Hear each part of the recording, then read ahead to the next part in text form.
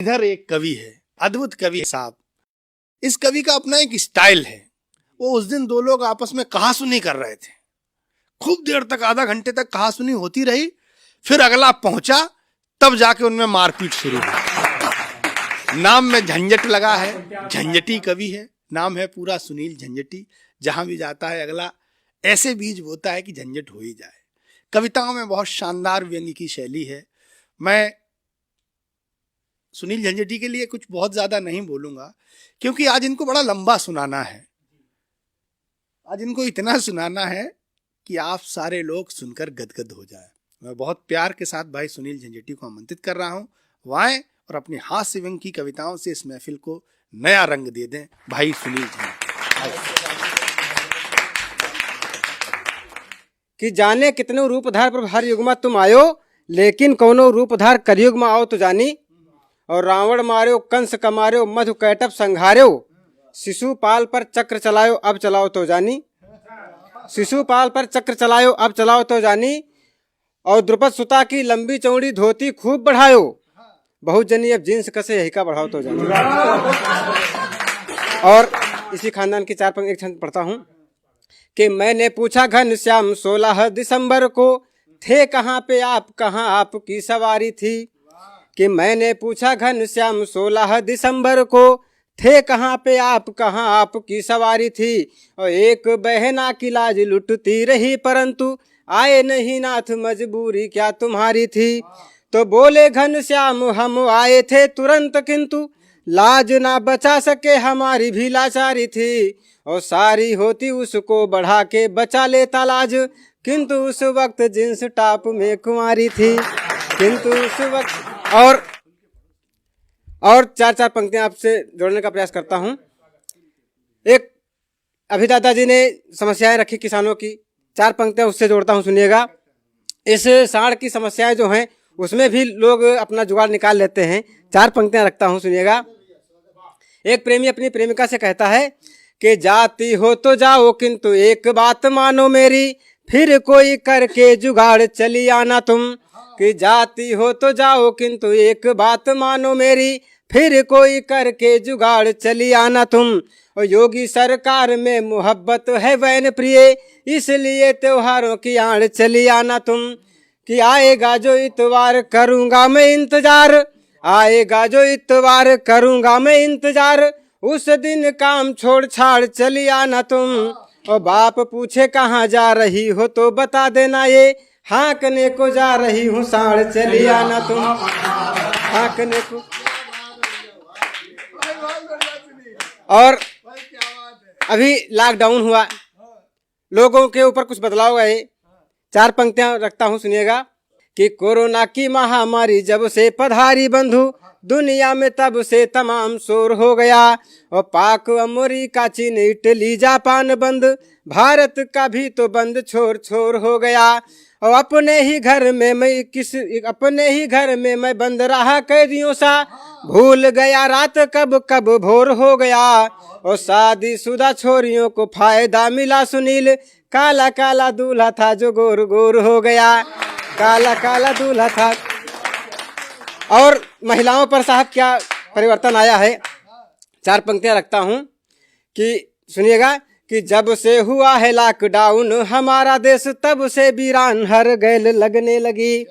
कि जब से हुआ है लॉकडाउन हमारा देश, तब से वीरान हर गैल लगने लगी।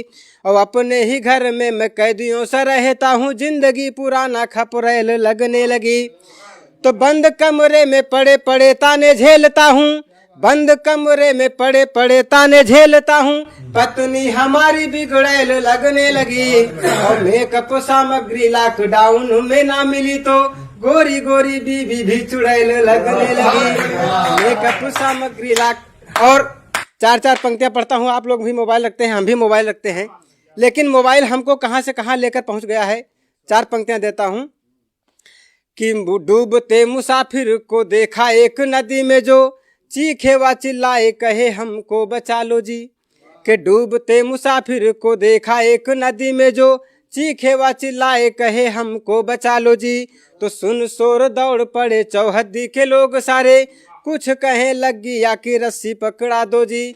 तो कुछ कहे जीवित है, कुछ कहे डूब गया, कुछ कहे कैसे भी है बाहर निकालो जी, और कुछ कहे जाता है तो जाने दो सुनील, किंतु मोबाइल निकालो एक सेल्फी बना लो जी। ये स्थिति हो गई है, ये स्थिति आ गई है।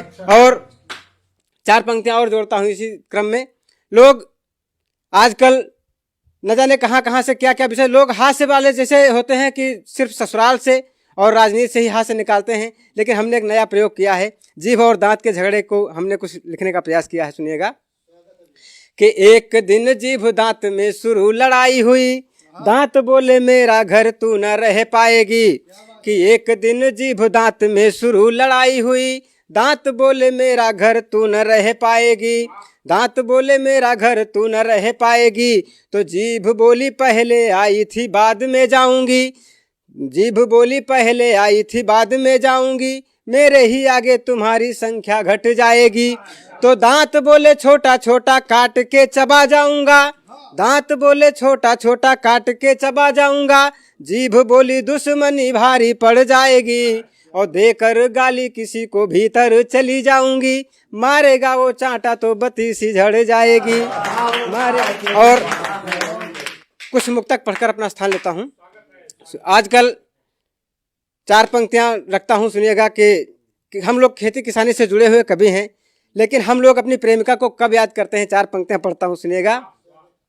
कि घिरे हैं जुल्फ के बादल ये करके ध्यान आ जाओ, घिरे हैं जुल्फ के बादल ये करके ध्यान आ जाओ, मोहब्बत की बियारन खोदने को जान आ जाओ।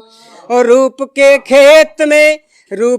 खेत में यौवन का लेवा है लगा जानम, निकालो वक्त थोड़ा सा लगाने धान आ जाओ, निकालो वक्त थोड़ा। और इस लॉकडाउन में भी कभी लोग कुछ बचत सोचते रहते हैं।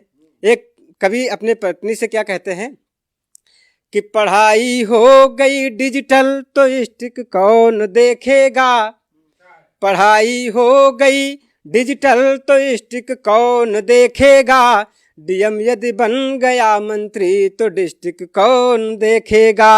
ओ महामारी में खर्चा कम करो मेकअप पे ऐ जाना, महामारी में खर्चा कम करो मेकअप पे ऐ जाना, लगा लो मास्क होठों पर लिपस्टिक कौन देखेगा, लगा लो मास्क होठों पर लिपस्टिक कौन देखेगा।